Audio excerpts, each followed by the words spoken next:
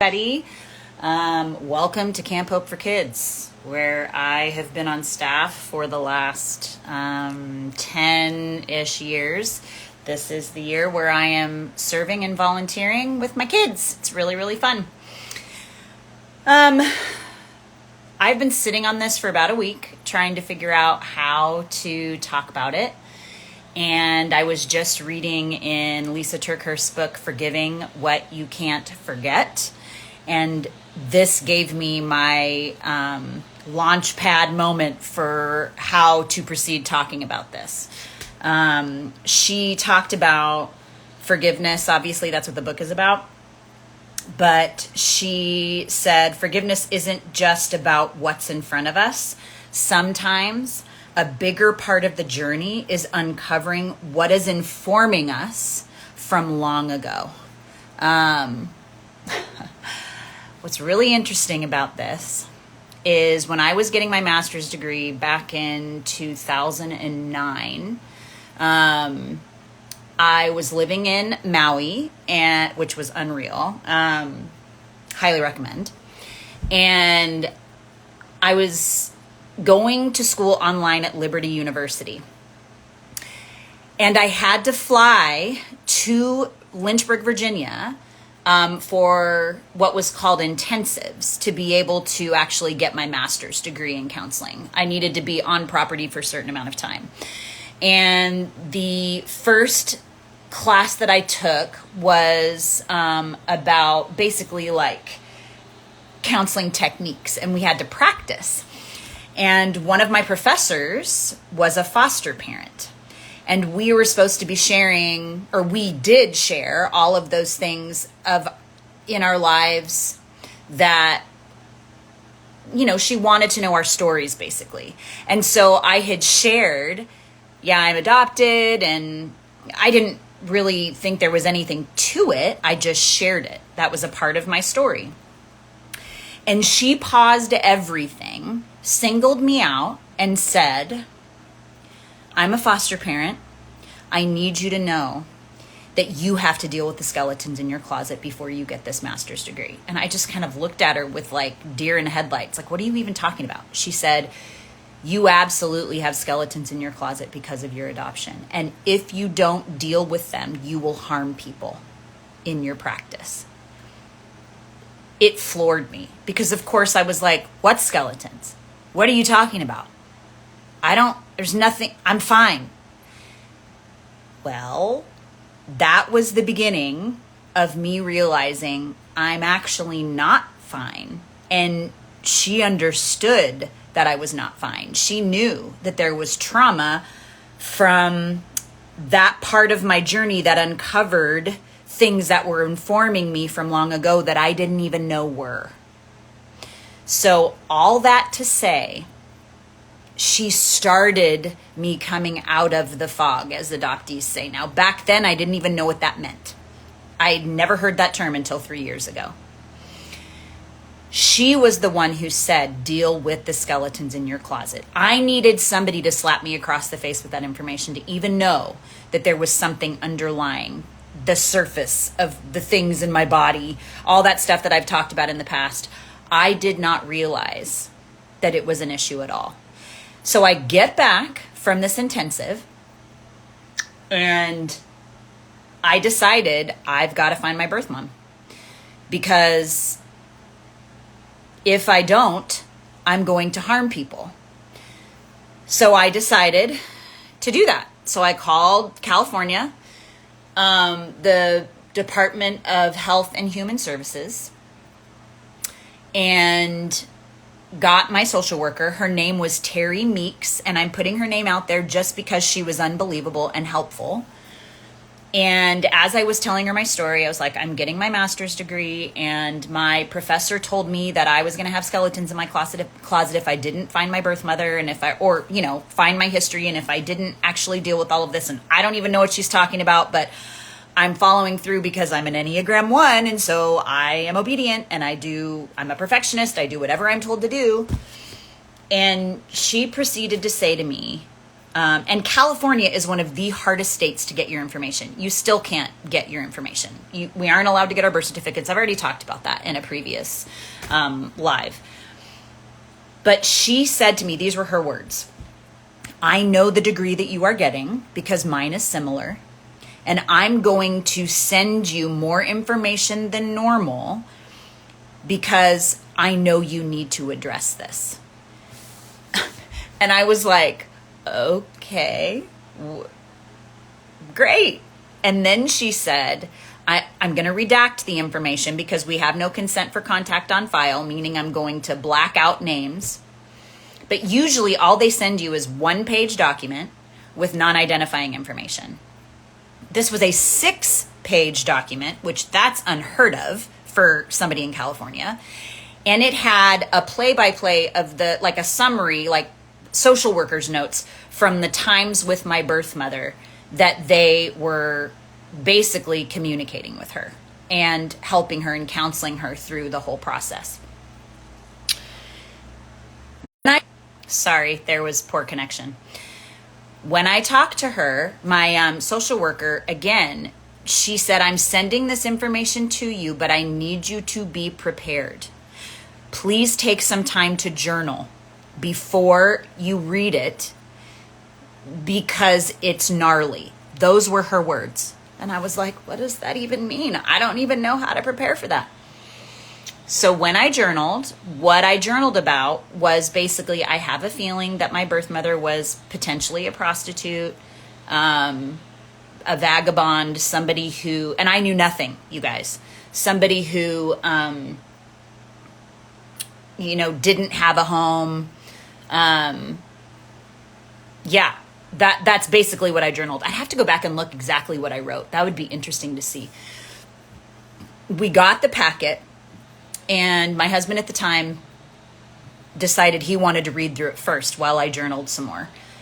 And as he read through it, when he finished and I was ready to read it, he goes, I don't want you to read this. And I was like, it's my history. I need to read it. There's skeletons in my closet apparently, and I have to deal with it. And so he was like, I really don't want you to read this. This is intense. And I've already shared about some of this, but this is how it happened. And I said, you need to let me read my story because it's mine and I need to figure out how to navigate this. So I took the documents and I started reading. And I didn't realize this till much later, but I only read to the place where it said that she had attempted to abort me twice. And at that point, my brain literally fragmented into different pieces. I don't even know how to describe it. It felt like a dish was thrown inside my head and shattered. That's what it felt like. It was the first time, wow, I'm getting emotional. It was the first time I was able to understand where those subconscious beliefs came from. Where the I'm defective, I'm unworthy, I'm unlovable. It was like at that point when it fragmented and shattered, it was like that's confirmation of the fact that I was unwanted, that all of that. So I was like battling and trying to figure out, how do I get out of that?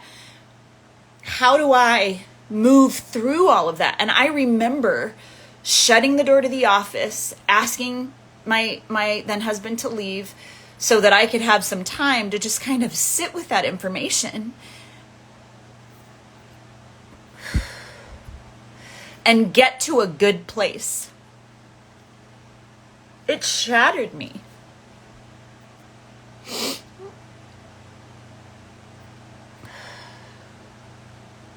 But what I got to after sitting with it was, man, I was meant to be here. I'm here for a purpose.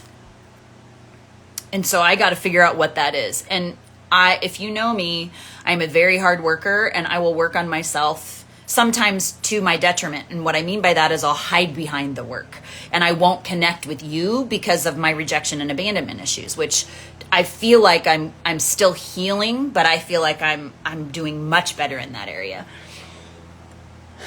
And so that was the beginning of this journey for me. It was somebody actually calling me out and saying, you have skeletons in your closet, and if you don't deal with them, you're going to harm the people that you are trying to help. And she was not wrong, because I needed to deal with those. I was carrying that stuff inside of me without words or language for it, which I've talked about before, because all of it happened before I had words or language or the ability to talk. And when Lysa Terkeurst this morning said, a bigger part of the journey is uncovering what is informing us from long ago.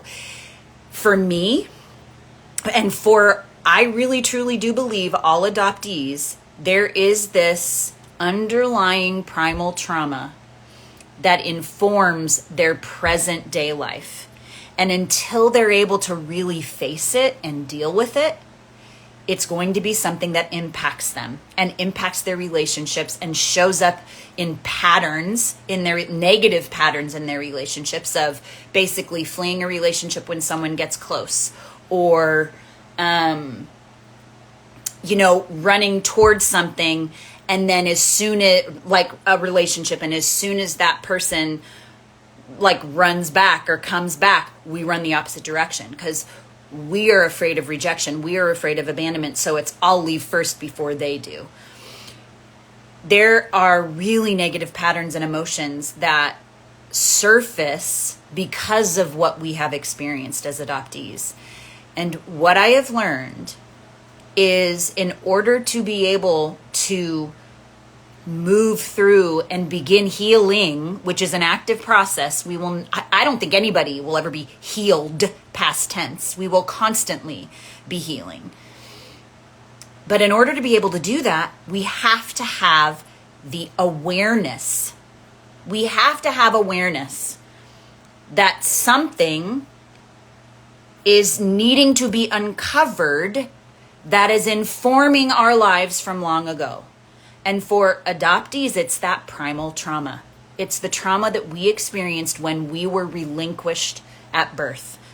In the 70s and 80s, you were relinquished, and more often than not, and never saw your birth parent, ever.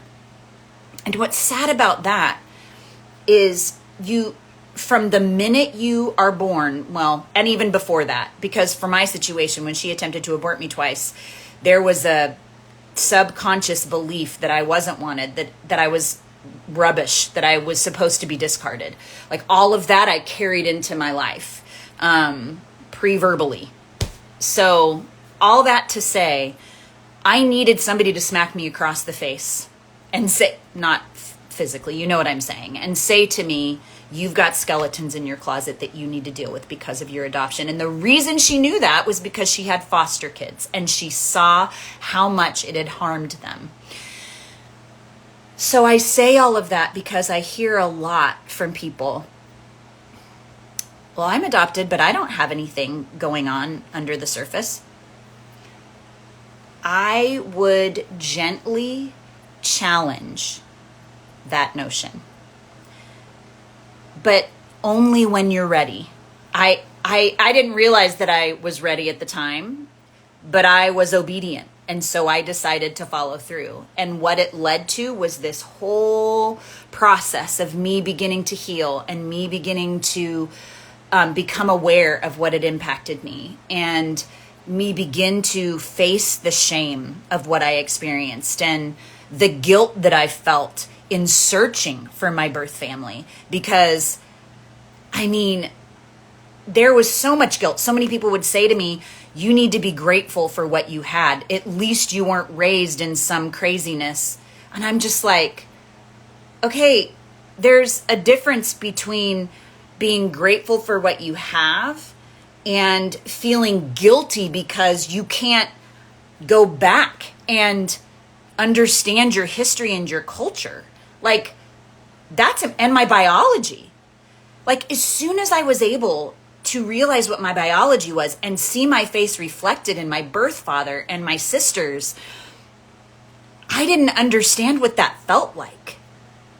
And I needed to have the foundation and awareness that this had impacted me for me to be able to have the ability to process. And it's big. That's huge, to be able to meet these people who are your biology. It's hard to even put words to now for me. It was the best way for me to describe it is it was soul discovering. And I was able to learn through all of that, through the shame spirals that came through all of the things that I've described, and the guilt that I felt, and the loss that I didn't understand until that professor basically shocked me into dealing with it. Once I was able to do that, I was able to get to a place of acceptance and compassion because I understood the trauma that I experienced. That makes sense. No wonder I have all this crazy stuff going on in my head. No wonder I am living according to these subconscious beliefs. I need to show myself compassion here and be able to regulate my system because it was never taught to be regulated in those first 7 weeks of my life. And then what ended up happening was I pushed people away. Because if you got close, you'd leave too. That is just the reality and the truth of what we've experienced. From there, I had to take responsibility for my own emotions. I had to process through them. I had to bring them to the awareness. I had to vocalize them. I was so afraid to before. I was numb to them. Emotions, feelings, back in the 70s and 80s weren't things that people really knew how to process through, weren't things that people really knew how to navigate. And so I don't blame anybody. I just numbed them. I learned to numb them. And then what ended up happening is they were stored in my body. And so I had a bad back growing up. I had hay fever, a lot of allergies. There was a lot of things going on that I now think were related to the fact that I was holding this negative energy in my body. Once I began to realize that emotions are energy and I need to release them, that's when I began to actually transform into a different person. And that's where the transformation began, was being able to recognize how my emotions impact my current state.